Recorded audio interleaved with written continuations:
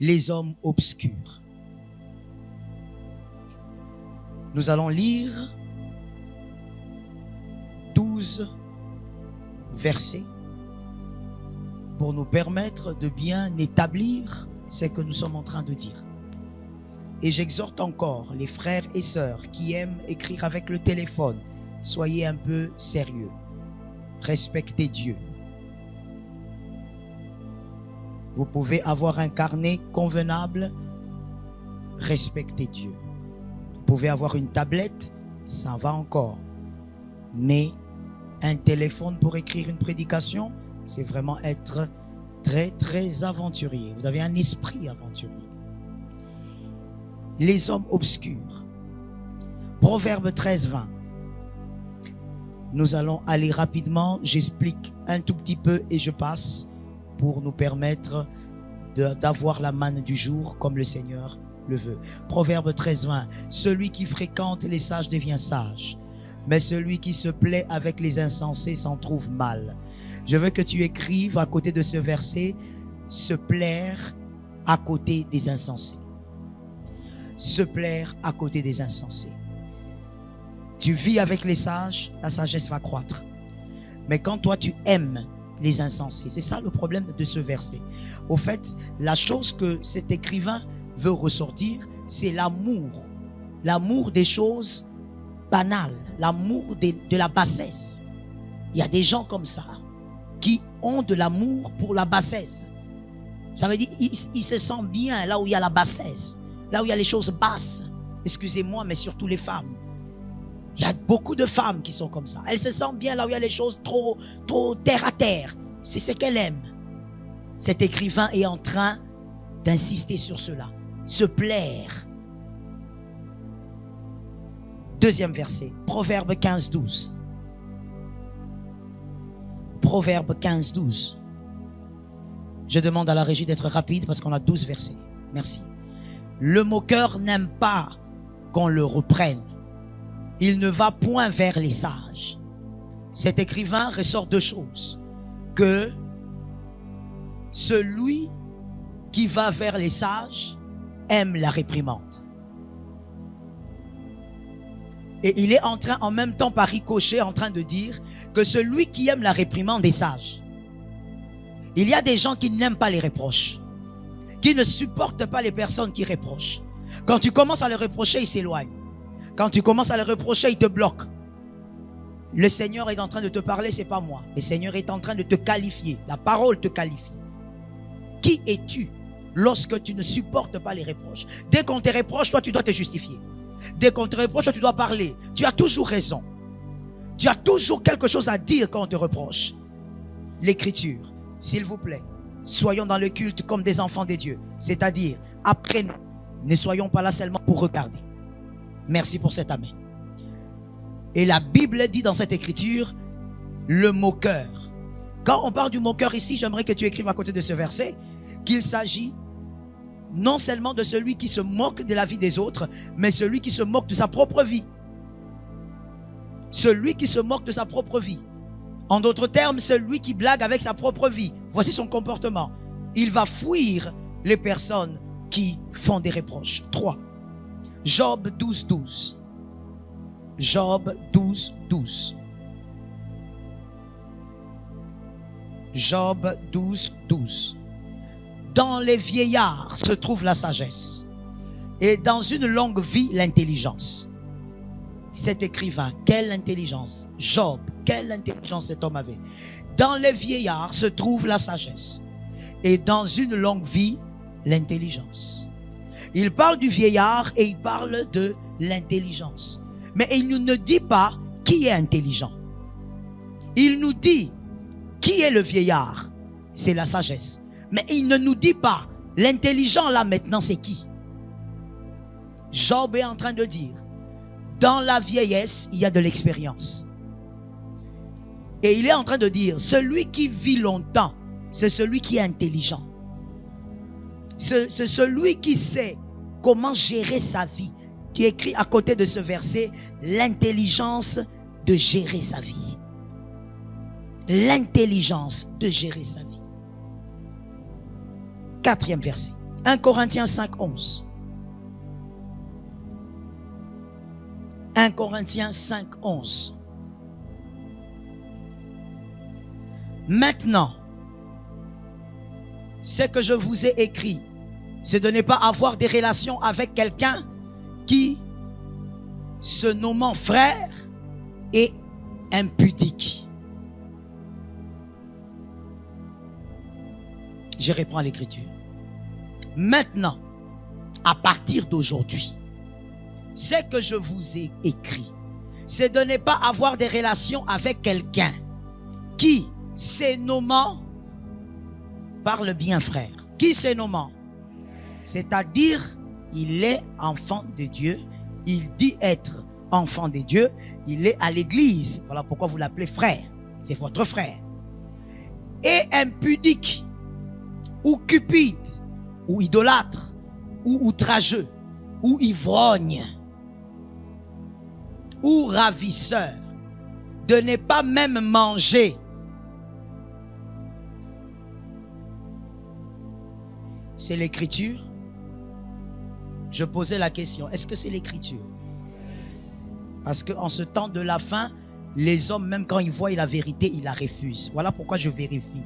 Est-ce que c'est l'écriture? Je n'explique pas, c'est trop clair. 5e écriture. Proverbe 14, 7. Proverbe 14, 7. Mon frère, réussir dans la vie a un prix. Même quand je dis réussir, moi je ne vois pas des maisons et des matériels au fait. Quand je dis réussir, je me dis atteindre sa destinée. Même réussir à bien éduquer ses enfants, il y a un prix. Si tu ne sais pas payer le prix, tu seras un homme quelconque. Et tu feras des enfants quelconques. Proverbe 14, 7. Éloigne-toi de l'insensé. Ce n'est pas sur ses lèvres que tu aperçois la science. Il y a des gens qui aiment rester avec les insensés. Des personnes non-sens. Des personnes qui ne prennent même pas à la juste valeur leur propre vie. Celui qui ne respecte pas sa vie blaguera avec la tienne. Écris ça à côté de ce verset. Celui qui ne respecte pas sa vie blaguera avec la tienne. 6e verset. Psaume 27, 4 à 5. Psaume 26, excusez-moi. Psaume 26, 4 à 5. Psaume 26, 4 à 5. Je ne m'assieds pas avec les hommes faux. Je ne vais pas avec les gens dissimulés. Je hais l'assemblée de ceux qui font le mal. Je ne m'assieds pas avec les méchants. C'est clair. C'est pas discutable. Je ne me mets pas avec les hommes faux. Dans cette écriture, il y a quelque chose qu'on doit voir aussi que l'écrivain a bien caché. Il faut avoir la capacité de les voir, les hommes faux. Comment tu vas pas te mettre avec quelqu'un si tu ne sais pas qu'il est comme ça?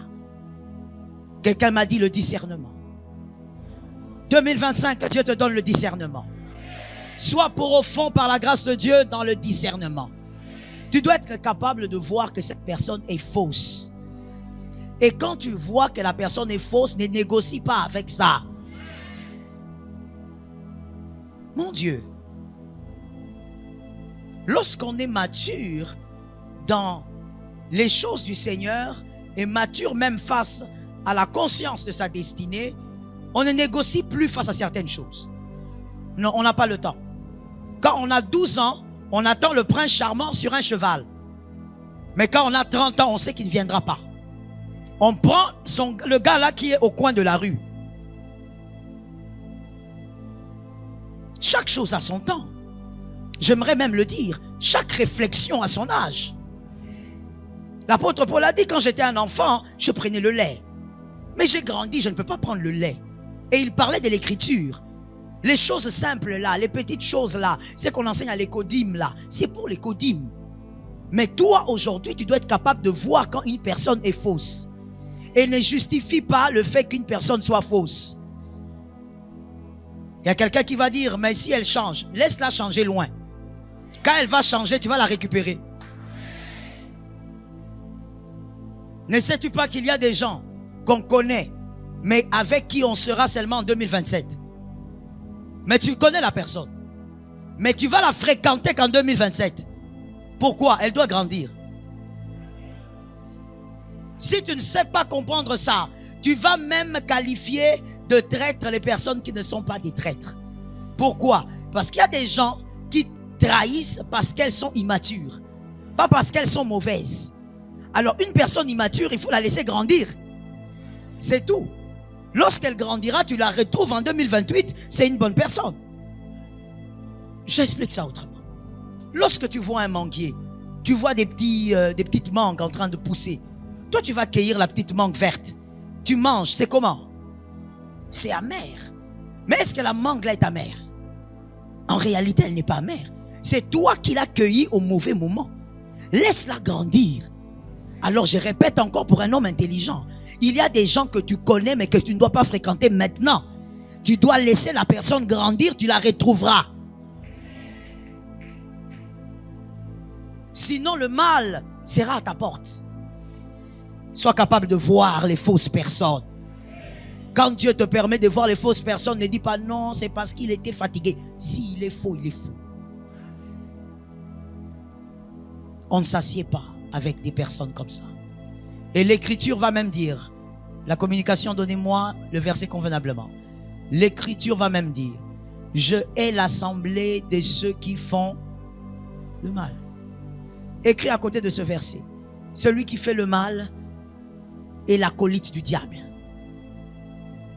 Celui qui fait le mal est l'acolyte du diable.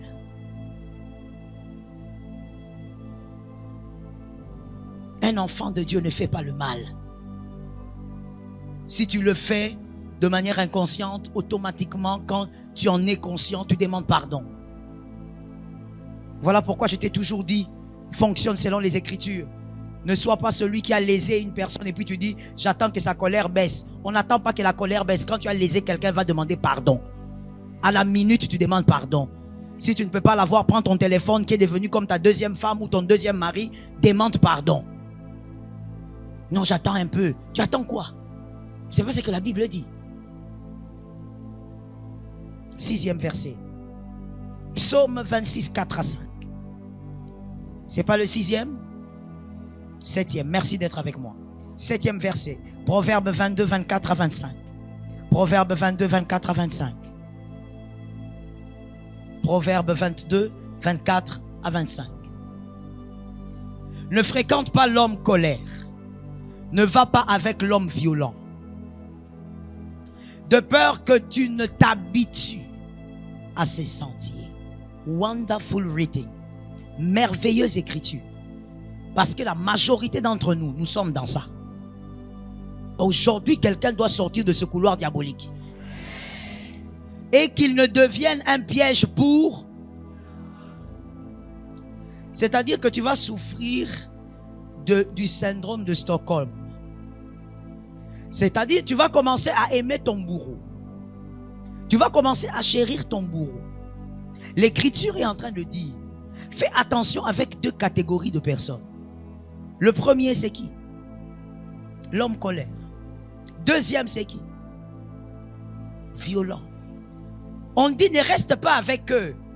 Pourquoi? On n'a pas dit qu'ils vont aller en enfer. On a dit, si tu restes avec eux, tu vas t'habituer à ce mal-là. Tu vas trouver ça normal. Est-ce que je peux parler? Est-ce que je peux parler? Aujourd'hui, il y a des garçons dans cette salle, des hommes même, je dirais, dans cette salle, qui considèrent normal de donner des gifles à leurs femmes. Pourquoi? Parce qu'ils ont considéré normal la violence de leur père. Quand tu lui dis, comment tu peux gifler ta femme? Il dit, oh, j'ai juste giflé. Mon père d'ailleurs, il donnait des coups. Tu t'es habitué au mal. Mais pourquoi tu es si arrogante, madame? Pourquoi quand tu parles à ton mari, tu lances des paroles comme ça? Oh, mais moi, je n'ai rien dit. Si vous écoutiez comment ma mère parlait, elle s'est habituée au mal. On ne tolère pas le mal. Je répète. On ne tolère pas le mal. Regarde-moi quelqu'un, dis-lui, même si tu es imparfait, ne tolère pas le mal. Oui. Le mal doit rester mal. Et tu dois avoir en horreur le mal. Que Jésus nous délivre. Écrit à côté de ce verset, je ne m'habitue pas au mal. Que ce soit une déclaration prophétique. 8. Proverbe 4, 14 à 15. Proverbe 4, 14 à 15. Proverbe 4, 14 à 15. N'entre pas dans le sentier des méchants et ne marche pas dans la voie des hommes mauvais. Celui qui parle en mal de ton frère est un mauvais. Peut-être qu'il faut t'expliquer c'est qui le mauvais. Et toi-même, si tu as ce cœur, guéris in the name of Jesus. C'est pourquoi l'onction est là. Mais je n'ai pas entendu les amens, je vais les entendre. Quand je demande les amens, derrière moi aussi que j'entende les amens. Celui qui critique ton frère avec toi est un mauvais.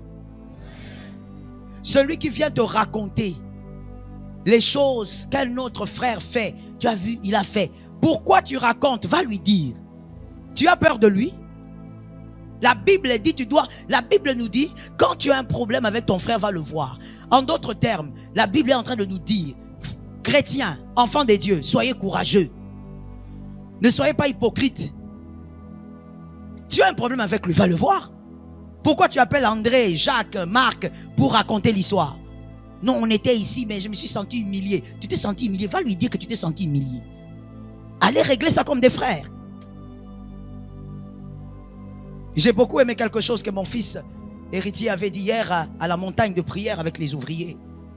Il a dit, mais lorsque vous êtes dans vos familles et que votre père vous fait quelque chose, il a un comportement qui vous déplaît, vous ne quittez pas la famille. Vous ne la quittez pas. Peut-être même que tu vas même pas bouder tellement que tu respectes papa. Pour nous qui avons grandi dans l'éducation militaire, tu n'as même pas le droit de bouder. Tellement que tu respectes papa. Mais pourquoi dans l'église, on dit c'est la famille éternelle, c'est la famille qui va demeurer, la biologie qui va s'arrêter ici. La famille éternelle. Pourquoi quand tu as des problèmes avec ton frère, tu appelles un autre? Est-ce que quand tu as des problèmes avec ton frère biologique, tu vas appeler les gens ailleurs? Si tu le fais, je dis c'est pas normal. Votre famille a une maladie. Je répète. Si toi tu as des problèmes avec ton grand frère et que tu dois appeler ta cousine qui est à Lubumbashi, votre famille est malade.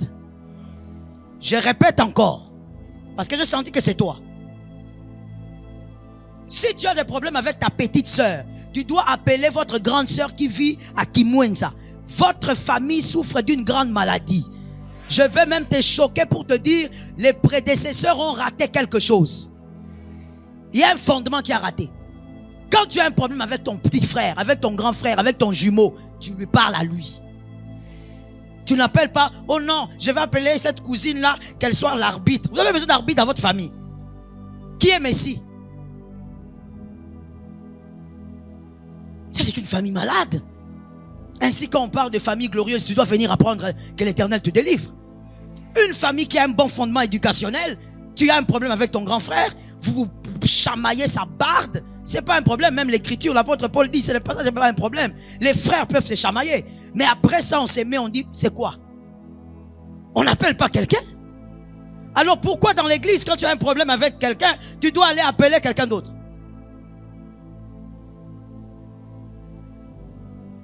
Il faut être vrai dans le Seigneur. Que Jésus nous délivre du mal. Évite-la, n'y passe point, détourne-t'en et passe outre. Que Jésus t'aide cette année à passer outre. Écris à côté de ce verset, que l'Éternel m'éloigne du mal. Écris ça, que l'Éternel m'éloigne du mal. 40e verset, 9e. Proverbe 16, 29. Proverbe 16, 29. Proverbe 16, 29. L'homme violent séduit son prochain et le fait marcher dans une voie qui n'est pas bonne. Ne sois pas séduit par le mal. vous écouterez, souvent c'est au milieu des hommes adultes, adultes, je dis en âge. Souvent c'est au milieu des hommes que ça se passe. Et je pense même que ça doit être un homme qui a écrit ça. Parce que les hommes, quand ils sont entre eux, écoutez ce qu'ils ont l'habitude de dire. Ah non, Jacques, c'est un homme d'esprit. En tout cas, lui, quand il dit quelque chose, ça can'a raté. Ça veut dire quoi? Ah non, en tout cas, tu as vu Philippe? Philippe ne blague pas avec sa femme. Lui, quand il vient, il la tape. Au fait, la violence, qu'elle soit physique ou verbale, elle est acclamée au milieu de certains hommes. Pourquoi? Écoutez bien la suite. C'est ce qui est important. Parce que selon eux, ça donne des résultats. Mon frère, tout résultat n'est pas vie. Il y a des résultats que tu peux appeler résultats qui vont amener la mort. Tu acclames ça aujourd'hui, mais ça amènera la mort dans 2-3 ans. Tout résultat n'est pas vie. C'est pas parce que tu as vu ton ami faire quelque chose dans son foyer, tout le monde tremble là-bas, tu dis oui. C'est ça le comportement à avoir. Est-ce que tu crois qu'il y a la vie là-dedans?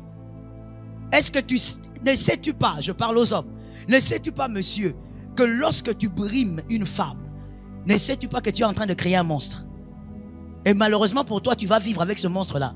Au lieu même de divorcer, tu vas vivre avec. Sais-tu ce qu'une femme peut devenir? Non, tu ne sais pas. Tu vois la femme qui est à côté de toi là? Tu ne la connais pas. Est-ce que tu sais jusqu'où une femme peut aller? Tu ne peux pas imaginer au fait. Tu vois, même si tu te mets, tu ne vas pas comprendre. Je parle aux hommes.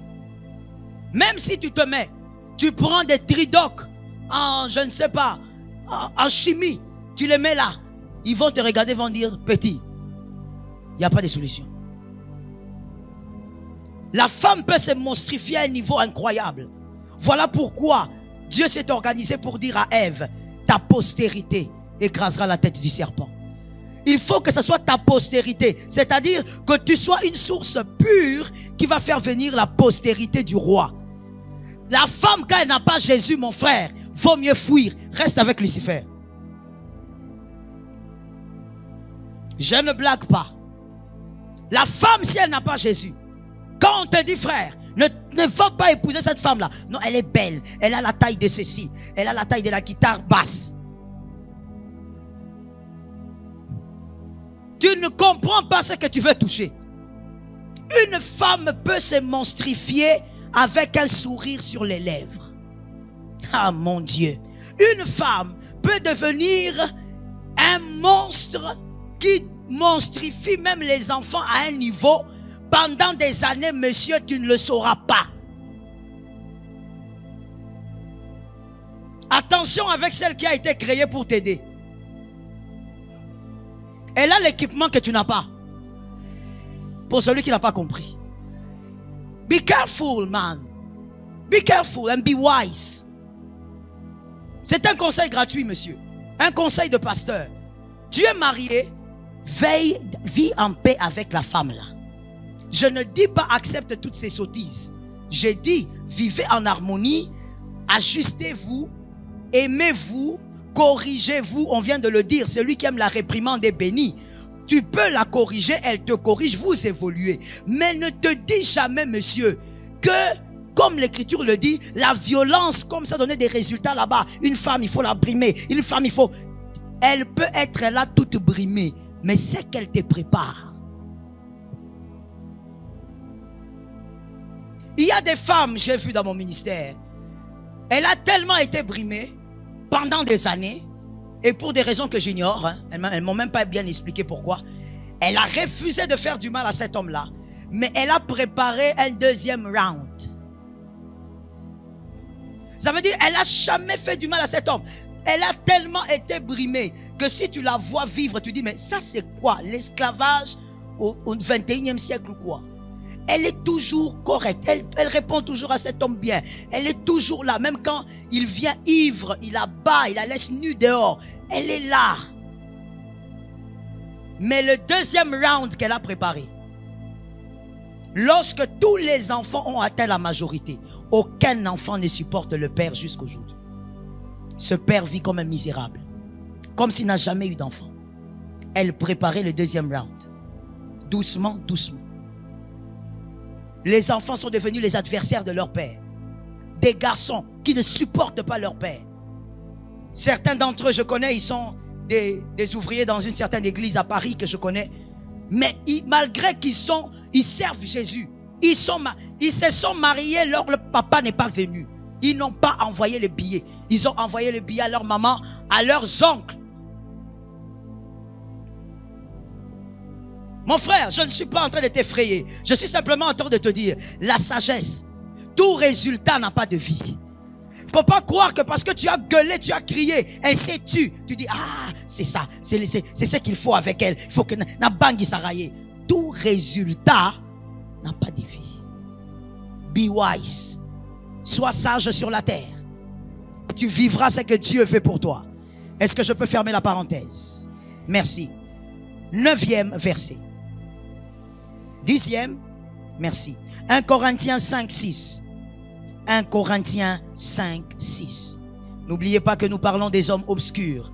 Vous devez éviter profondément ces hommes-là. Que 2025 ne soit pas une année piégée. 1 Corinthiens 5, 6. C'est bien à tort que vous vous glorifiez. Ne savez-vous pas qu'un peu de levain fait lever toute la pâte?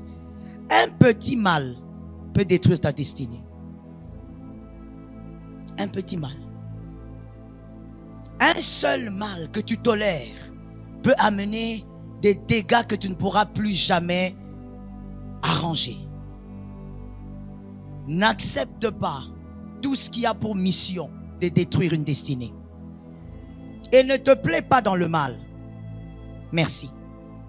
Écris à côté de ce verset, la victoire sur le mal. Que Jésus l'accorde à tes enfants. 11e verset. 2 Thessaloniciens 3, 6. 2 Thessaloniciens 3, 6.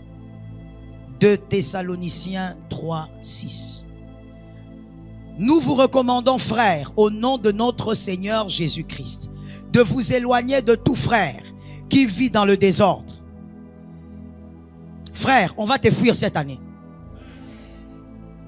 J'ai voulu qu'on lise ça nous tous là, parce que tu dois savoir que cette année on va te fuir. Et si on te fuit, ne viens pas me chercher. Tu dois savoir qu'on avait lu l'écriture, qu'il faut qu'on te fuit. Tout frère qui vit dans le désordre, et non selon les instructions que vous avez reçues de nous. À la fin, quand on parle des instructions reçues de nous, on parle de la parole. La parole qu'ils ont prêchée, la parole de Jésus, la parole que nous avons. Celui qui ne vit pas selon la parole, attention à ce frère-là. Nous tous, nous entendons la parole de Dieu, mais lui veut vivre comme il veut. Fais attention à ce frère-là. Le désordre, c'est ça aussi, ce que nous devons retenir ici. Le désordre, c'est aussi quoi? C'est d'abord, ça commence par là, c'est d'abord celui qui a une vie désordonnée. Comme je te l'ai dit, celui qui ne respecte pas sa vie ne va pas respecter la tienne. Celui qui a une vie désordonnée, qu'est-ce que tu fais avec lui? Non, je vais l'aider. Depuis que tu as commencé à l'aider, rien ne change. Ça veut dire ce gars-là, cette sœur-là, elle n'a pas d'heure de réveil. Elle se réveille quand son corps s'est réveillé. Elle se surprend en train de se réveiller. Et quand elle se réveille, elle demande, il est quelle heure? Quelqu'un comme ça. Non, je parle des choses simples pour que tu me comprennes. Quelqu'un comme ça.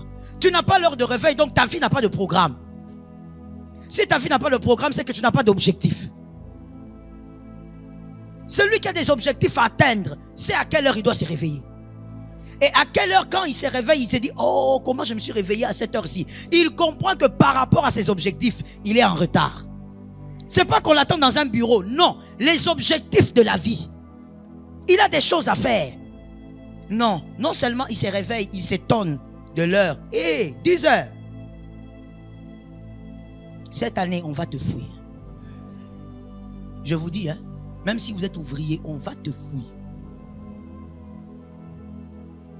Il se réveille comme ça. Et quand il se réveille comme ça, malheureusement, il est chez les parents. 35 ans.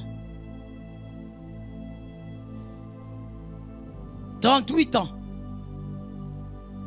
Il entre aussi dans la cuisine, ou elle entre. Tiezate.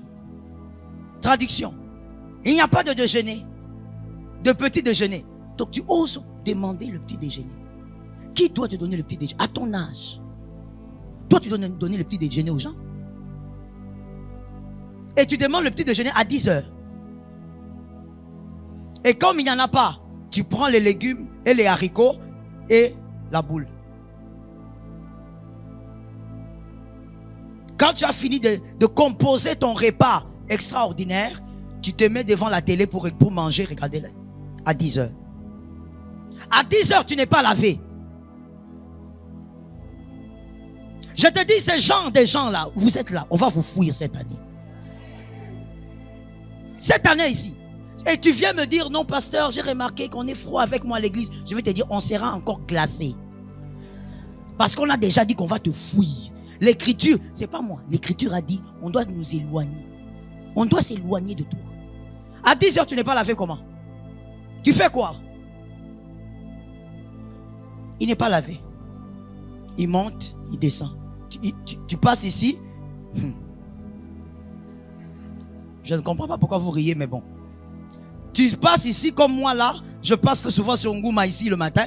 Je passe là. Tu le vois là dehors, là-bas. En train de regarder les nuages. En train de regarder les gens. Avec une culotte comme la culotte avec laquelle on joue. On jouait à l'époque. Maradona jouait avec. Petite culotte comme ça rouge. Avec des bandes ici blanches. Culotte de Maradona.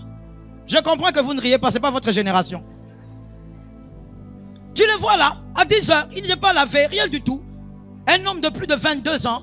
C'est-à-dire que déjà un homme de 22 ans c'est beaucoup. Sous d'autres cieux, il a beaucoup de choses à faire déjà. 22 ans, il est là. Il attend, il salue les gens qui passent. Hey!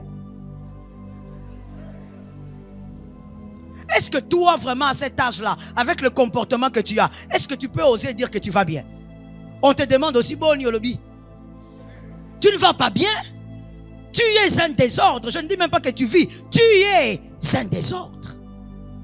Un homme comme ça, tu vis pas avec. Oh, c'est mon ami. Tu iras nulle part avec. Parce que toi, quand tu vas te réveiller pour bosser, my goodness, je dis toujours à mes fils spirituels, quand il vient, il me dit, maman, j'ai pas fait ci, ça. Je dis, tu vois, quelle heure il est? Il est 10 heures. À 10 heures, dans le monde, dans ce globe, il y a des gens qui ont signé des grands contrats. À 10 heures.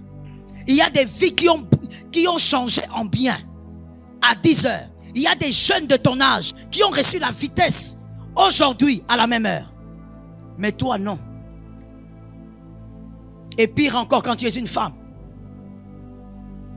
on ne sait pas où tu vas. Tu n'es pas lavé. Tu vas où? Avec des cheveux comme ça, comme si tu venais je ne sais d'où. Tu vas où? Tu ne te gênes même pas que tu n'es pas lavé. Ni brosser les dents, ni laver. Désordre. Et tu es là en train de monter, descendre. Tu vois quelqu'un, tu t'approches aussi pour le saluer. Tu ne t'es pas brossé les dents. Tu as une vie désordonnée. Tu attends 17 heures pour prendre ton bain. Que l'Éternel nous délivre du mal. C'est la femme là que toi tu vas épouser. Et que tu viens me dire, maman, j'ai trouvé. Il faut savoir si tu as trouvé Ève ou tu as trouvé quelque chose d'autre. Comment une femme comme ça, même si tu l'épouses, elle va t'aider à faire quoi? Elle a le désordre dans sa tête. L'ordre commence ici. Et même la propreté, ça commence dans la tête. Quand quelqu'un dans la tête, il est sale, même s'il a le balai, il est sale. Parce que là où il balaye, là, c'est seulement là où il viendra lui-même salir. Celui qui n'a pas la propreté dans la tête ou l'ordre dans la tête pense que la propreté dépend du temps. C'est-à-dire, on se réveille le matin, on arrange la maison. Et donc, à partir de 12 heures, tout devient dessous. J'avais déjà arrangé la maison le matin. Je posais la question une fois à une sœur. Est-ce que tu as torchonné cet endroit? Maman, j'avais torchonné ça hier. Tu ne sais pas qu'on torchonne tous les jours. Elle est là. Regarde comment elle me regarde. Elle ne sait pas qu'on torchonne la maison, la salle de bain tous les jours. Non, j'avais déjà torchonné hier. Quelqu'un de désordonné qu'est-ce qu'il va produire d'ordonné? Vous voyez pourquoi nous les pasteurs, nous souffrons beaucoup dans les églises. Parce que les enfants ont grandi. Il y a des gens qui ont grandi. Il est désordonné. Pire encore, certains garçons, pour nous les Africains, non, c'est un garçon, il faut les laisser. Ce sont les filles qui doivent travailler. On nous envoie des cas. Des garçons à qui tu vas dire, écoute, arrange, classe un peu ces enveloppes. Même classer les enveloppes, il n'arrive pas. Pourquoi? Le désordre est là-dedans. On ne l'a pas éduqué dans l'ordre parce qu'il est garçon.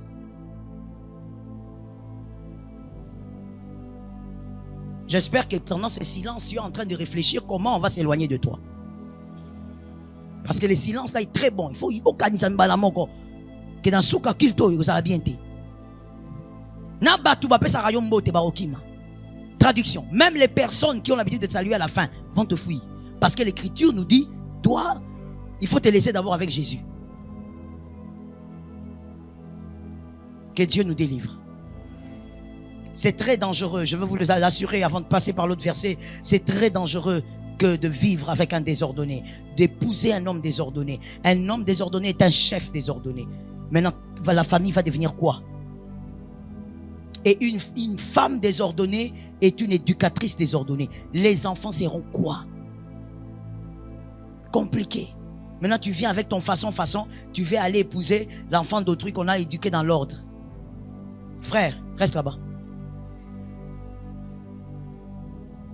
De rien. 11e verset. 12e, Romains 16, 17. Romains 16, 17. Romains 16, 17. Je vous exhorte, frères, à prendre garde à ceux qui causent des divisions et des scandales. On dit à un frère, mais toi tu as 3 fiancés dans l'église. Traduction. Or quoi? Je suis en train de chercher ma femme. On t'a dit qu'on cherche la femme dans les désordres. Le scandale, c'est pas seulement d'apprendre que voilà, on t'a attrapé quelque part avec une femme, hein, ou que tu as escroqué quelqu'un de l'argent et tout le monde en parle. Le scandale, c'est tout ce que tu fais au milieu des hommes, au milieu des enfants de Dieu, que Dieu n'accepte pas. Diviser des frères est un scandale. Toi, tu crois que scandale, c'est quoi? Selon l'écriture, c'est un scandale. Tu as trouvé les gens, ils s'aimaient bien, ils étaient joyeux. Toi, tu entres au milieu des gens là-bas, tu commences. Toi, tu crois que Niclette t'aime. Toi, tu crois que Janine t'aime. Elle ne t'aime pas. D'ailleurs, elle était venue me voir. Est-ce qu'on a besoin de l'FBI? Non, je vais le dire de chez nous, parce que chez nous, c'est meilleur. Est-ce qu'on a besoin de l'ANER? À l'église, on n'a pas besoin de l'ANER, mon frère. Garde ces informations-là. Tu peux pas prendre les informations là, entrer avec ça en prière, dire Seigneur, j'ai remarqué que Niclette s'est fait mentir par Janine. Est-ce que Seigneur, tu peux pas révéler à Niclette? Dieu parle mieux que toi. Si vraiment c'est l'amour qui te pousse à parler, va prier. Dis à Dieu, Seigneur, révèle à mon frère que l'autre frère là est faux. Dieu parle mieux que toi. Pourquoi tu veux créer un scandale en divisant les frères? Tu viens là, on te présente quelqu'un et puis tu vas à côté. Non, moi je le sens pas. Qu'est-ce que tu veux sentir?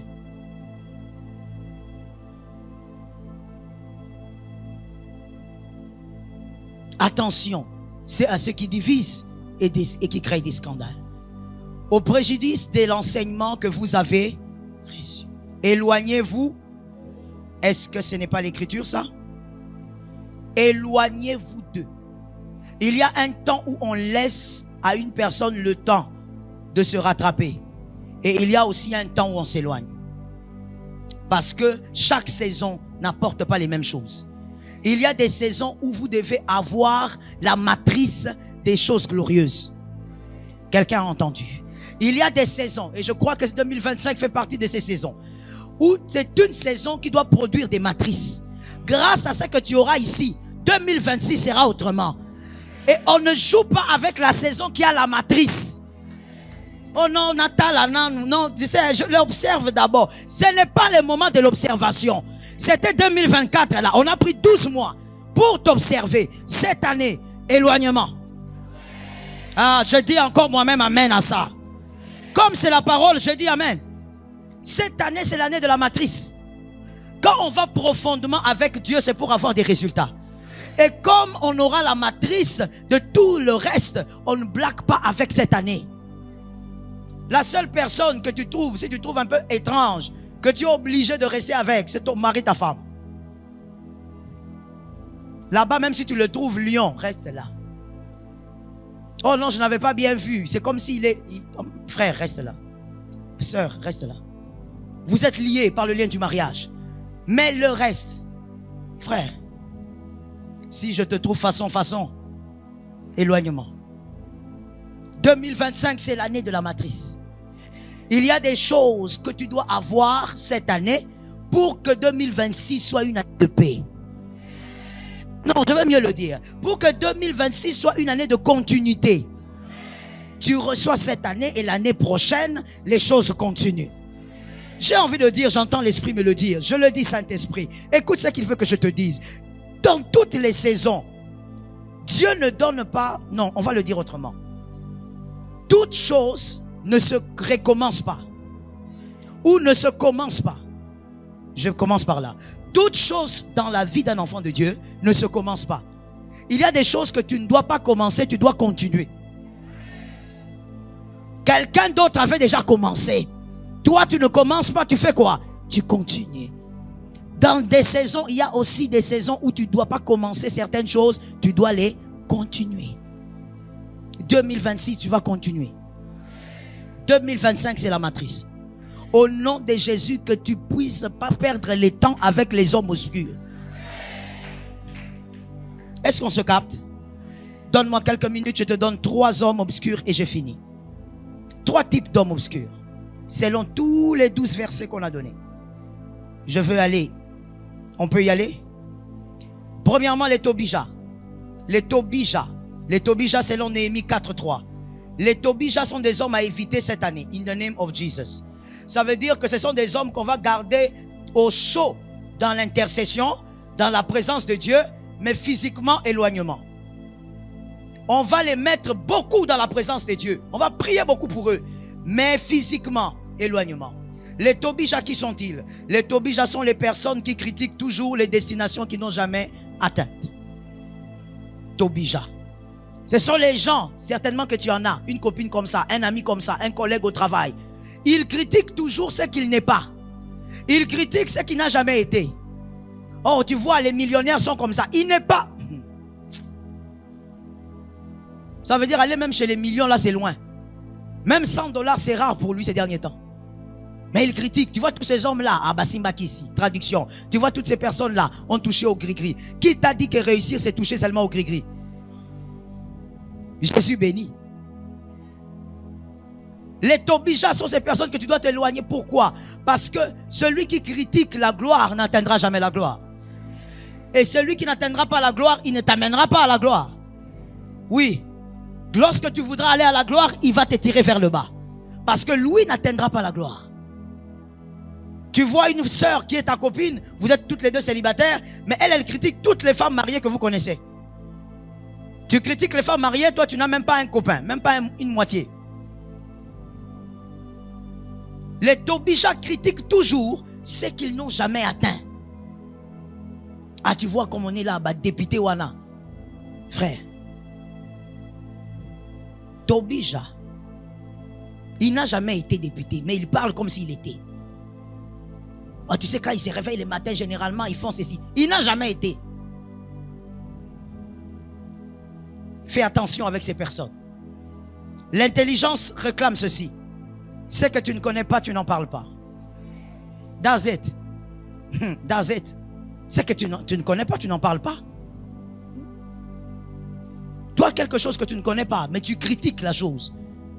Non, mais tu vois, ce sont des aventuriers. Tous ces pasteurs-là. As-tu déjà été pasteur? Tu sais ce que c'est être pasteur? Connais-tu le poids de la pastorale? De quoi tu parles? Et puis, comment un homme intelligent peut généraliser un groupe à cause d'un homme? Ou même à cause de 2 hommes? Tu généralises. Est-ce que c'est de l'intelligence? Tous les médecins sont faux parce qu'un médecin a fait une opération et ça a raté. Tu vas refuser d'aller voir le médecin. L'intelligence. Évite les Tobija cette année. Quelqu'un, quand il critique quelque chose, pose la question, frère, ce que tu critiques là, est-ce que tu as déjà été ça? Parce que tu peux bien critiquer, si tu as déjà été, tu vas me donner des éléments. Si tu ne... C'est comme une femme qui n'a pas encore fait d'enfant, mais elle ne peut pas critiquer l'accouchement.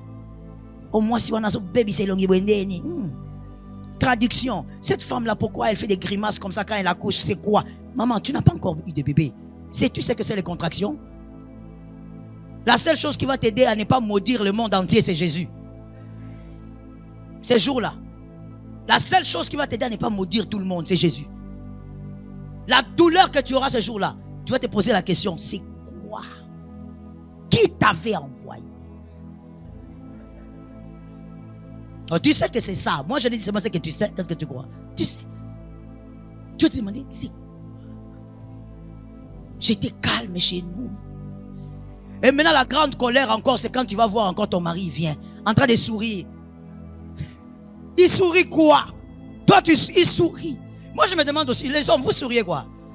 Elle souffre, vous souriez. Vous souriez quoi? Oh, ce n'est pas pour... Mon premier bébé, mon mari vient là au couloir. Au lieu de me laisser calme, ça va aller bébé.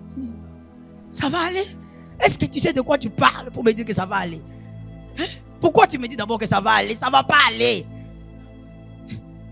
Oh. Et puis il parle comme s'il comprend. Hein? Il te tapote. Oh, ça va, ça va. Frère,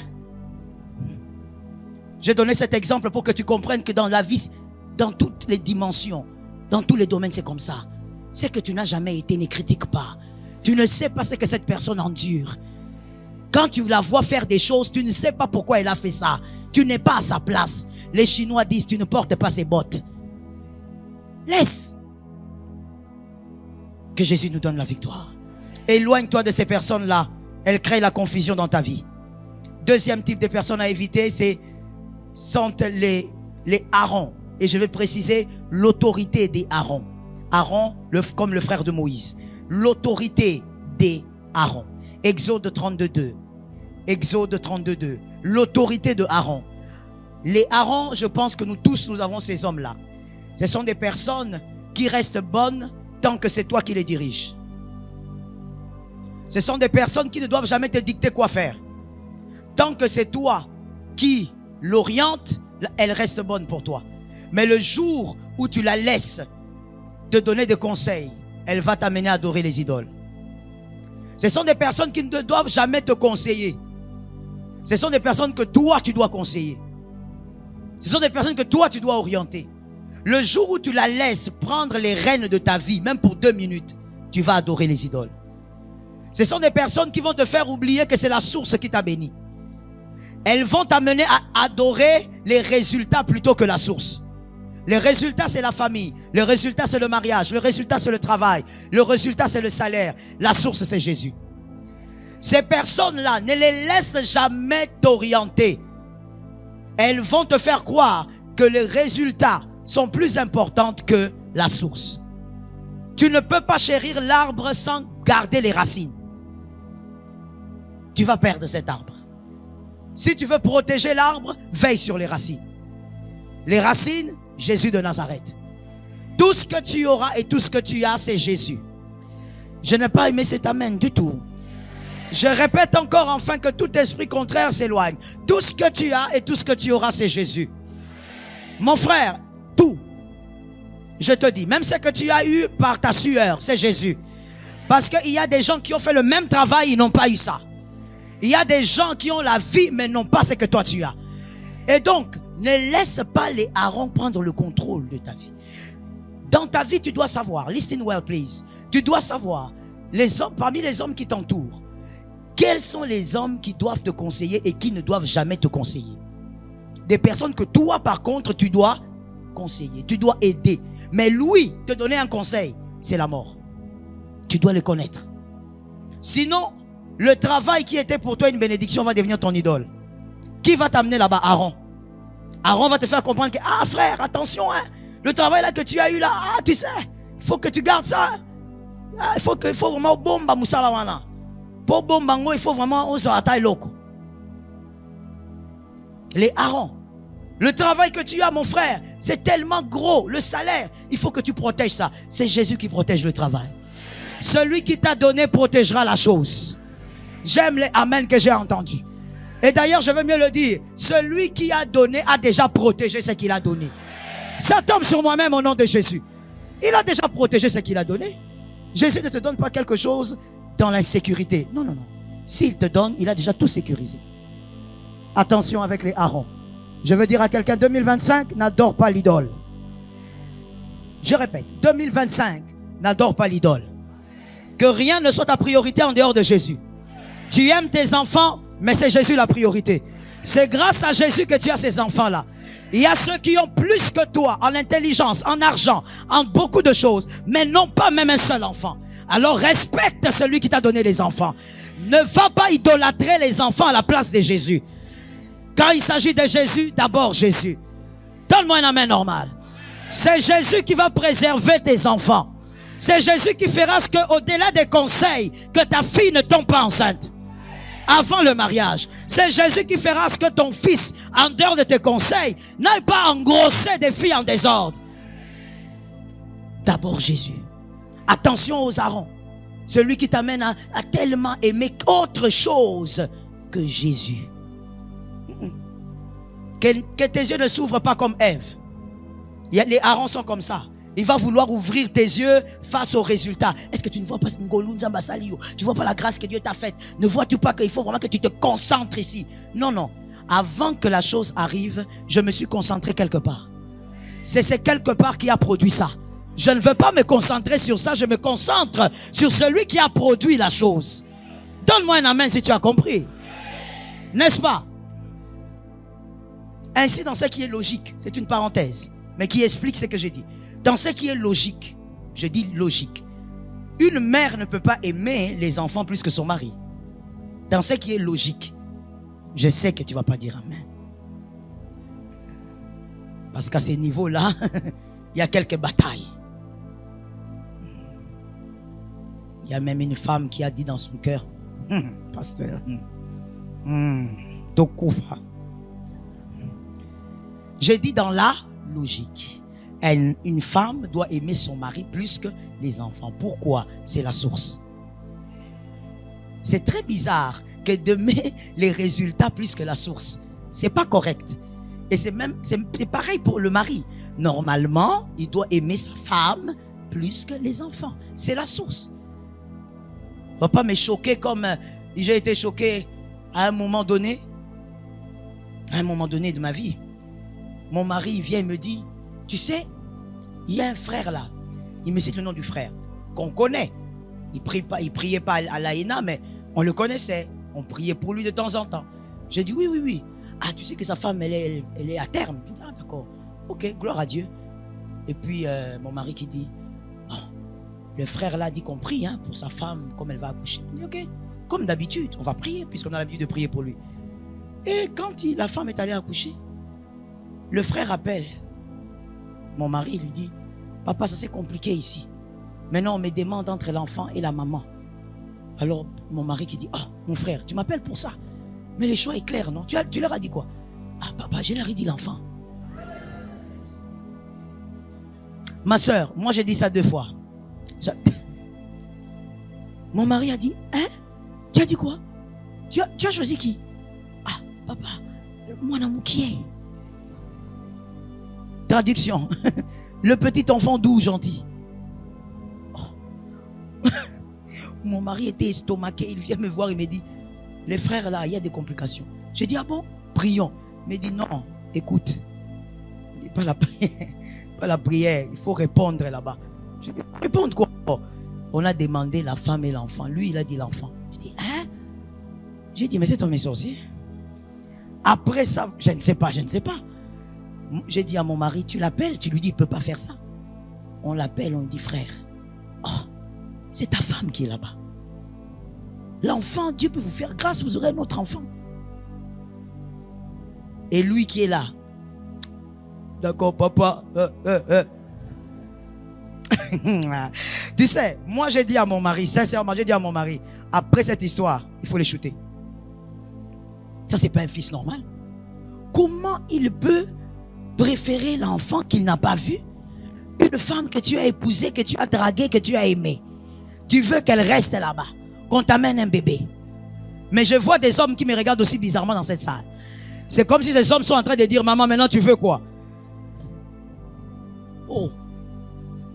La source ne peut pas être plus importante que le résultat. Plutôt, le résultat. Le résultat ne peut pas être plus important que la source. Oh. J'ai dit ce qui est logique. Maintenant, tu vois, quand ici, tu as vu que quand on a parlé de cet homme ou d'une autre histoire, tu as vu un peu comment les gens ont bourdonné. Surtout vous les célibataires, vous avez vu ça? Vous savez pourquoi les mariés ont bourdonné? Parce qu'il y a d'autres réalités qui sont dues aux blessures. Quand on a été trop blessé par son mari, on s'est rabat sur les enfants. C'est ça qui est triste. C'est pourquoi j'ai dit logiquement. Quand on a été trop blessé aussi par sa femme, par les problèmes qu'on n'a pas réglés, parce qu'on pense que quand on a des problèmes, il faut les mettre dans les tiroirs, ça crée des blessures auprès de l'homme, et puis l'homme commence à aimer autre chose que la propre femme. Mais en réalité, tu ne peux pas aimer la mangue plus que le noyau. Non. Si tu manges la mangue, tu finis. Si vraiment tu aimes la mangue, tu vas prendre le noyau, tu vas le chérir. Parce que tu vas vouloir le mettre à terre. C'est ce qui est logique. Alors je prie pour les célibataires, que Dieu vous aide à ne pas être blessé au point de changer l'échelle d'amour. Regardez votre main. Si vous saviez comment c'est chaud là-bas, vous allez dire amen bien. Vous ne dites pas amen parce que vous ne connaissez pas là-bas comment c'est chaud. Que Dieu vous aide, que les blessures ne gagnent pas votre couple. Les troisièmes personnes et les dernières, évitons-les s'il vous plaît cette année. Les Rachel. Genèse 30, 15. Genèse 30, 15. Genèse 30, 20. Deux versets, Genèse 30, 15 et Genèse 30, verset 20. Les Rachel. Rachel est une personne très dangereuse. Moi, je trouve même qu'elle a le profil d'une pervers narcissique. Rachel est une personne dangereuse.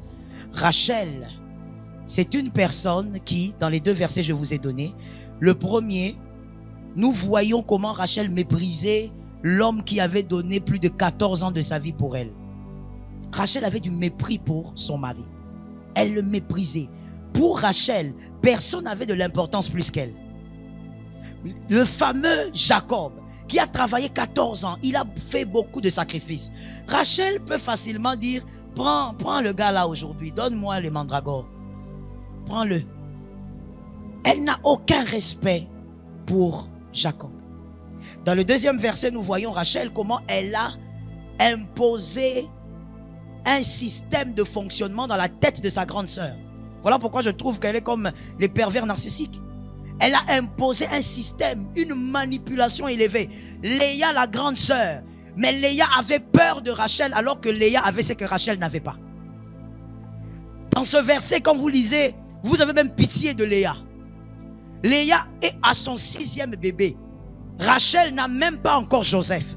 Mais Léa dit, ah maintenant, au moins, j'ai vaincu ma sœur. Oh, mais tu as ce que ta sœur n'a pas. Comment est-ce que tu te bats avec ta sœur même quand toi, tu as une longueur d'avance? Parce que Rachel a imposé dans la tête de Léa que tu ne vaux rien. C'est moi Rachel. C'est moi la femme. C'est moi la belle. C'est moi qu'on a aimé. Rachel a du mépris et pour le mari et pour la grande sœur. Et elle a imposé cette manipulation profondément. Je dis à une personne, 2025, ne sois pas avec les Rachel. Les personnes qui ne croient pas en toi, on les met à côté.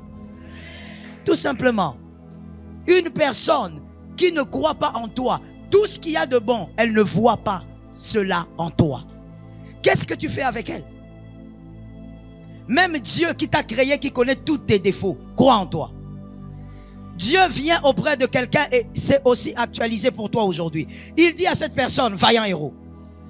Mais vaillant héros là, est-ce qu'il n'a pas le péché? Non, je ne l'ai pas entendu. Est-ce que je suis dans l'assemblée de ma campagne? Est-ce que le vaillant héros là ne péchait pas? Est-ce que le vaillant héros là n'était pas imparfait? Mais Dieu lui dit, hey, vaillant héros, tu vaincras Madian comme un seul homme. Quelqu'un qui se sent tout petit, tu lui dis qu'il va vaincre comme un seul homme. Il dit, toi, tu es fort. Même Dieu qui connaît les défauts les plus cachés de ta vie, il croit en toi. Si Rachel vient à côté, éloigne-toi de Rachel.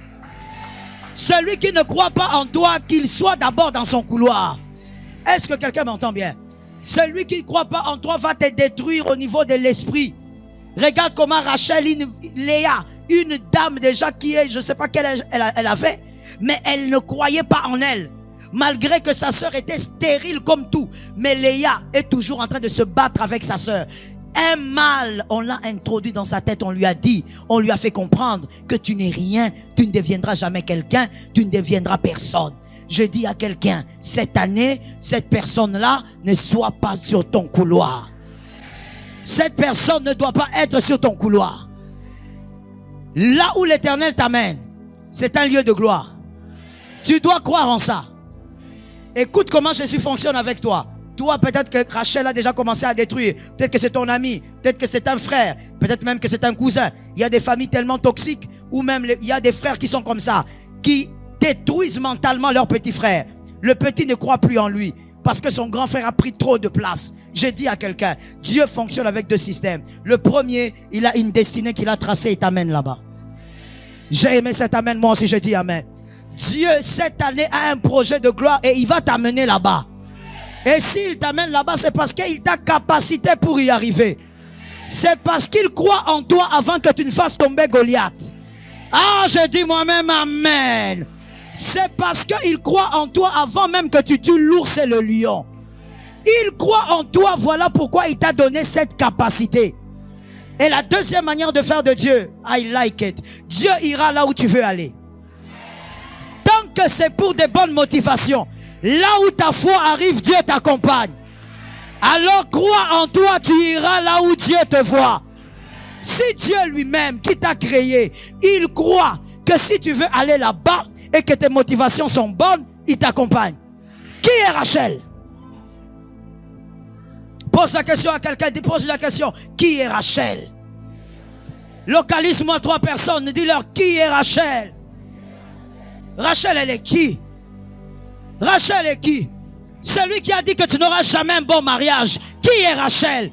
Qui a dit que tu n'auras jamais un bon travail? Qui est Rachel? Qui a dit que tu ne vas pas vieillir? Qui est Rachel? Là où tu veux aller, Dieu t'amène. Là où ta foi arrive, Dieu aussi arrive avec toi. My God. Ma fille, viens ici. S'il te plaît. Approche. Oui, oui, oui, toi avec le sac rouge. Cours, cours, cours. Quand le Saint-Esprit est là, et comme l'apôtre dit, quand l'eau est agitée, il faut saisir. Mets-toi à genoux ici, réclame ta part. Qui est Rachel? Dieu lui-même, il est en train d'aller guérir un enfant de 12 ans. La femme de la perte de sang. Elle n'était pas dans le programme. Elle regarde et dit, l'homme est là. Je prends ma chose aujourd'hui. Dieu n'a pas interdit la chose d'arriver. Qui est? Si Rachel ne croit pas en toi, Rachel égale 0 plus 0.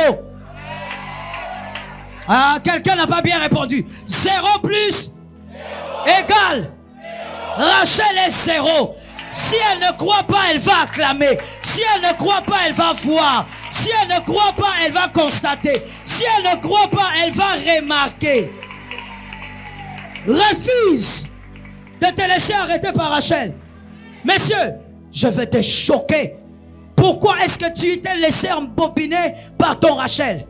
Et peut-être que ton Rachel, c'est ton père biologique. Il ne croit pas en toi, il est libre. Il t'a fait arriver sur la terre, mais il ne te fera pas arriver à destination. C'est Dieu qui te fera arriver à destination. Si ton père est ton Rachel, on est désolé, mais ce n'est pas entre ses mains que se trouve ta destinée. Est-ce que je parle à quelqu'un qui comprend? Si ta mère, elle est Rachel, elle a toujours l'habitude de te dire, tu n'es rien. Elle t'insulte, elle te méprise. Tu as grandi avec les insultes de ta mère. Nous sommes désolés. Mais écoute, à la naissance, les médecins sont là, savent que quand l'enfant naît, on coupe quelque chose. Quand l'enfant naît, on coupe quoi? On coupe pour dire à l'enfant, toi et maman, vous avez maintenant des limites. Même si tu t'aides au sein, à un moment donné, tu vas rester seul. Si ta mère c'est Rachel, je suis désolé, mais tu iras au-delà même sans elle. Tu iras au-delà même sans... Ah, my. Regarde cette écriture. Voilà pourquoi il est écrit. Je connais les projets que j'ai formés. C'est pour dire que si ton papa ne croit pas en toi, moi qui suis supérieur, je connais les projets. Si ta mère, les personnes qui doivent te bénir sur terre ne veulent pas te bénir, moi qui suis supérieur, je connais les projets. Projets de paix et non. Pour te donner un avenir, il y a de l'espérance en 2025. Tu vas arriver malgré Rachel. Je suis en train de prophétiser, hein? J'espère que tu reçois la prophétie. Rachel dit, une femme comme toi. Traduction, quel type d'homme tu vas amener? Oh Rachel, tu seras déçu. Rachel, tu seras déçu. Pourquoi? Parce qu'en réalité, cette personne-là, elle va apporter ce que toi tu n'apporteras jamais. Rachel, tu nous as amené Joseph. Joseph nous a amené en esclavage 430 ans. Rachel, tu nous as amené Joseph. À cause de lui, 430 ans de fouet en Égypte. C'est Joseph qui a fait ça. Mais Léa, malgré le mépris, elle a engendré un certain Judas. Un certain Judas. À cause de ça, aujourd'hui, nous disons, il est le lion de la tribu de Judas.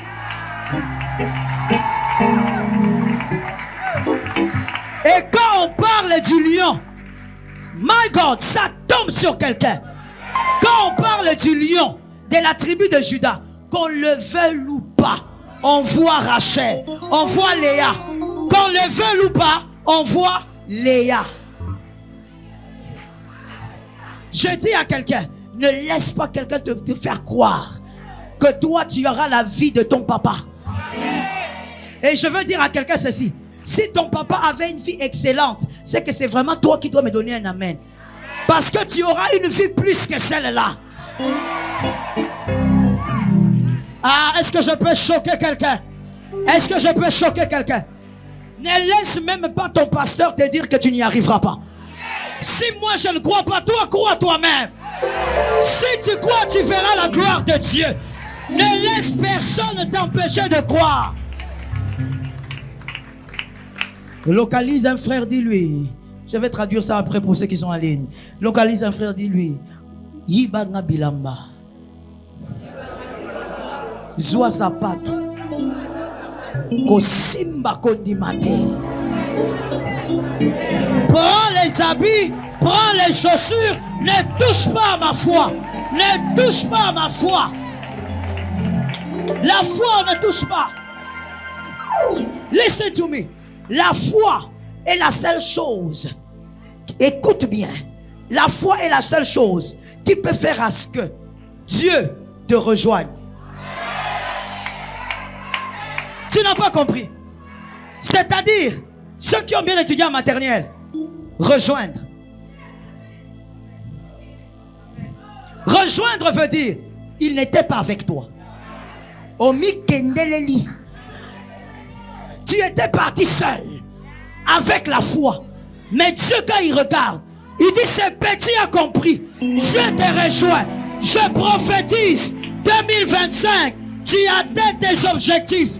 Tu vas au-delà des limites. Rachel sera étonnée. Rachel sera surprise. Rachel va voir.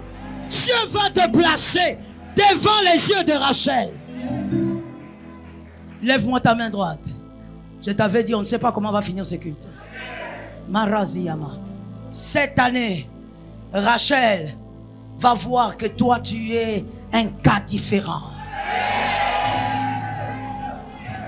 Je parle où je laisse. Pendant que ta main est levée, tu es en train de prendre. Rachel verra que tu as des yeux délicats parce que tu es Léa. Que toi, on ne t'aime pas beaucoup par Jacob. Les hommes te combattent beaucoup. Mais c'est toi qui as Judas. Rachel verra cette année de doigts qu'on ne calculait pas. J'entends quelque chose, je les dépose. Dans une liste là où il n'y avait pas ton nom. On ne va pas mettre ton nom. On va te chercher. Dans la liste, toi, tu n'es pas là. Mais on va quand même chercher ton nom. On va te réclamer. Je l'ai dit mieux, on va te réclamer. Cette année, Rachel verra que Rachel n'a pas clôturé l'amour des hommes. Le cœur des hommes vont t'amener quelque part. Rachel verra cette année qu'elle n'a pas l'exclusivité de la beauté. L'Éternel va embellir ta destinée. Présente bien ta main. Maintenant, chacun va prendre ce qu'il voit.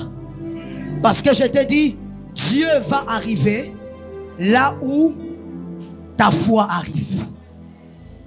Prends ce que tu vois. Prends ce que tu vois. Dieu va t'accompagner là-bas. Il va suivre. Si les motivations sont bonnes et que ce n'est pas pour la gloire des hommes, il va suivre. Prends ce que tu vois. Ne blague pas avec ces instants. Le mercredi, le Seigneur avait prophétisé ici que le ciel serait ouvert, que le ciel serait favorable, qu'il y a des gens qui allaient vivre un changement radical. Maraziyama, prends ce que tu vois.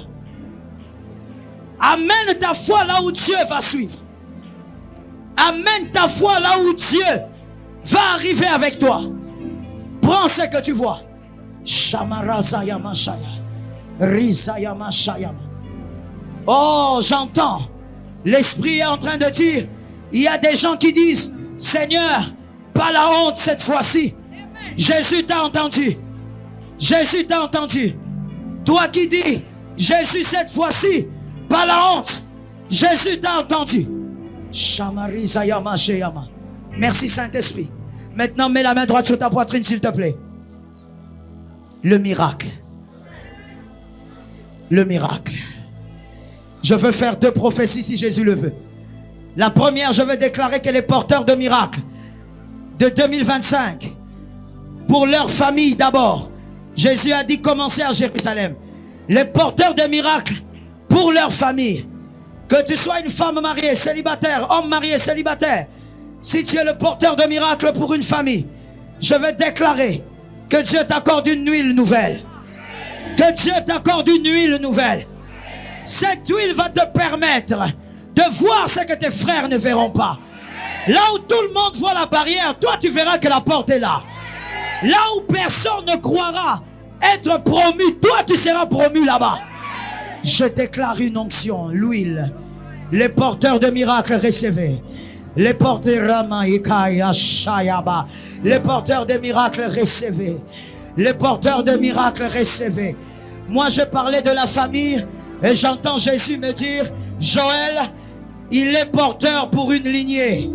Je le crois et parce que l'Esprit l'a dit. Les porteurs de miracles pour des lignées, pour des familles. Recevez votre onction. Recevez votre part. Que le ciel a déjà commencé à libérer. Recevez votre part. L'onction des porteurs. Shema Yaba. Risayama. Tu verras ce que tes frères ne verront pas. Tu seras combattu, oui. Plus que tes frères, oui. Mais tu auras la faveur que tes frères n'ont pas. Recevez la grâce. Shamayamaya. Le porteur de miracles. Recevez votre part.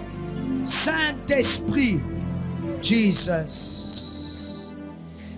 Comme les doigts de la main. Comme les 5 ministères. Ceux qui aiguisent. Ceux qui portent les miracles. 1, 2, 3, 4, 5. 1, 2, 3, 4, 5. 1, 2, 3, 4, 5. 1, 2, 3, 4, 5. 1, 2, 3, 4, 5. Amenez-les, Shaya. 1, 2, 3, 4, 5. Les porteurs des miracles, les visionnaires des lignées. 1, 2, 3, 4, 5. 1, 2, 3, 4, 5. Jésus choisit qui il veut. La grâce, elle est injuste, mais elle est la grâce. 1, 2, 3, 4, 5. 1, 2, 3, 4, 5. Amenez-les. Je vais les oindre. Cette année, ils auront un mental de fer. Rachel ne pourra pas les déstabiliser. Shabayamayama. 1, 2, 3, 4, 5. Razimayama Shakaya. Soyez rapide, s'il vous plaît. Imarasiyama Shaya. 1, 2, 3, 4, 5. Jésus de Nazareth. Razayamai. Le combat n'est pas facile. Oui, même s'ils sont dehors, amenez-les-moi. Ils ne sortiront pas d'ici sans l'huile. Shayama. La bataille n'est pas facile. Mais c'est comme ça quand on est le prince de ses frères. 1, 2, 3, 4, 5. 1, 2, 3, 4, 5. 1, 2, 3, 4, 5. 1, 2, 3, 4, 5. Sécurité, allez là-bas. Allez là-bas. 1, 2, 3, 4, 5. 1, 2, 3, 4, 5. 1, 2, 3, 4, 5. Tu es la bénédiction de ton mari, de ta femme. 1, 2, 3, 4, 5. Jésus. La grâce. Esprit de grâce. Esprit de grâce. Capacite, Père, que la bataille ne soit pas plus forte que son mental. Saint-Esprit, que la bataille ne fasse pas oublier que tu as choisi. 1, 2, 3, 4, 5.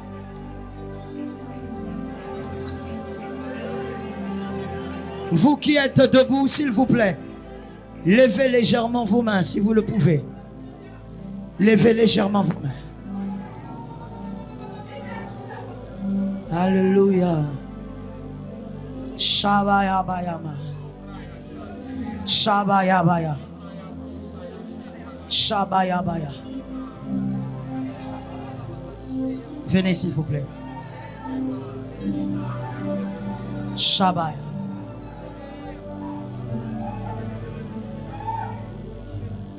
Ainsi parle le Saint-Esprit. Il va renouveler votre vie, mais vous allez payer un grand prix. Il y a des gens que vous allez perdre. Vous allez perdre des gens. C'est à ce prix-là que Dieu va vous restaurer. Il y a des gens, cette année, je ne les vois plus à côté de vous. Je les vois en train de disparaître. Quand je dis perdre, je ne parle pas de la mort. Je parle de quitter votre vie. Adonai me dit, c'est le prix que tu as à payer. Shabaya. Et Jésus me dit de te dire, parce qu'il t'a évidemment, que quand tu priais, c'est lui que tu priais. Il t'a vu. Il me dit de te dire, ne regrette pas les années. Ne dis plus toutes ces années dans l'eau. Toutes ces années, qu'est-ce que j'ai eu? Dieu dit, ne regrettez plus les années. C'est lui qui restaure les vies. Le Saint-Esprit me montre qu'il y a certains faux pas que vous avez fait dans votre vie. C'est à cause de quelque chose qui existe aussi en famille. Dans la famille de votre père, on me montre les mêmes faux pas. Saint-Esprit. Et on me dit qu'à cause de ce qu'il y a, elle l'a subi. Il est le restaurateur, le réparateur des brèches. Saint-Esprit. Rendez grâce à Dieu. Il est le Dieu qui vous a restauré. Rendez grâce. Saint-Esprit.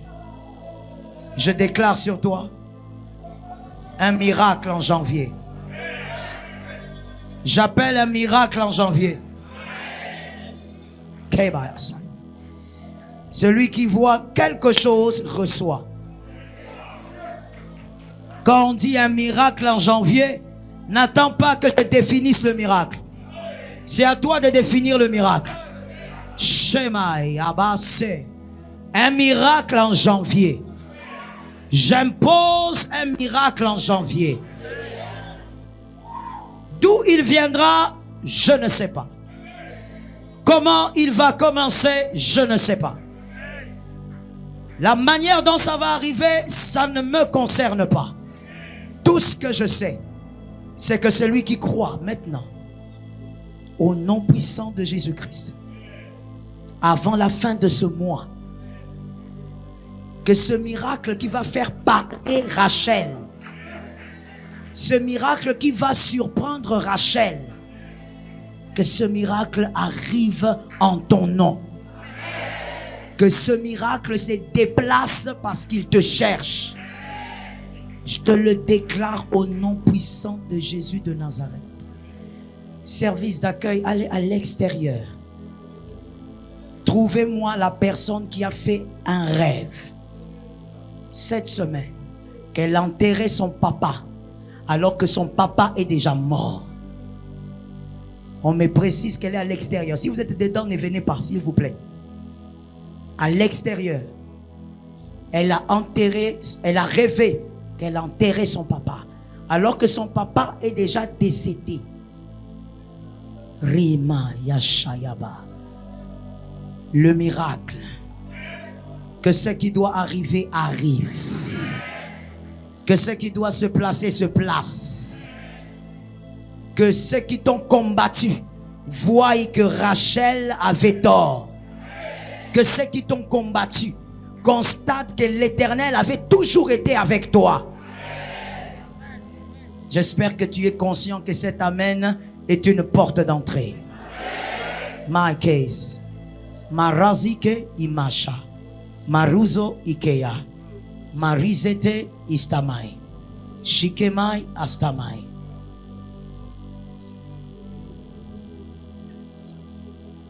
Arrêtez-vous là, s'il vous plaît, madame. Regardez-moi, parce que c'est votre message. Voici l'interprétation. Puisque papa est déjà mort et que vous avez rêvé encore son enterrement, c'est vous. Dans ces cercueils-là, c'était vous. Le Seigneur vous a révélé seulement le plan des ténèbres. C'est un jeu qu'ils sont en train de faire, un jeu d'images pour vous flouer. Mais on vous cherche. Vous êtes, depuis que janvier a commencé, vous êtes tombé malade, sérieusement? Votre mari est où? Ok. Vous avez combien d'enfants? D'accord. On va prier pour vous. C'est possible? On va prier que ce que vous avez vu se détruise. Il n'y aura pas de mort. Dans votre maison, nous refusons cela. Vous avez des enfants et un mari et une grande famille. Vous devez vivre. Vous devez servir Jésus. L'assemblée, s'il vous plaît, aidez-moi. Dirigez votre main sur madame. L'onction collective. Cette onction est puissante. Je déclare et toi tu diras simplement au nom de Jésus-Christ. Elle ne mourra pas. Nous chassons la mort. Nous brûlons ces cercueils. Nous condamnons la mort. Nous renversons les mauvais sorts. Nous détruisons les enchanteurs. Nous annulons les paroles de malédiction. Nous détruisons les paroles de malédiction. Elle vivra. Saint-Esprit, merci pour la vie. Merci de la protéger. Le Dieu qui a révélé et le Dieu qui sécurise. Au nom puissant de Jésus-Christ. Allez avec la grâce, maman. On ne vous verra pas. On ne vous localisera plus. Je déclare au nom de Jésus, ton année est une année de résultats. Ton année est une année de puissance. Reçois les matrices des faveurs dont tu as besoin. Cette année, reçois toutes les matrices des grâces dont tu as besoin. Et que l'Éternel t'éloigne de toute personne qui a pour mission de te détruire. J'éloigne ces personnes de toi au nom de Jésus. L'onction tombe une fois, l'onction tombe deux fois, l'onction tombe trois fois, ça tombe la quatrième, ça tombe la cinquième, ça tombe la sixième et la septième fois. Gloire au Saint-Esprit. Alléluia. Merci. Grâce. Adonai est son nom.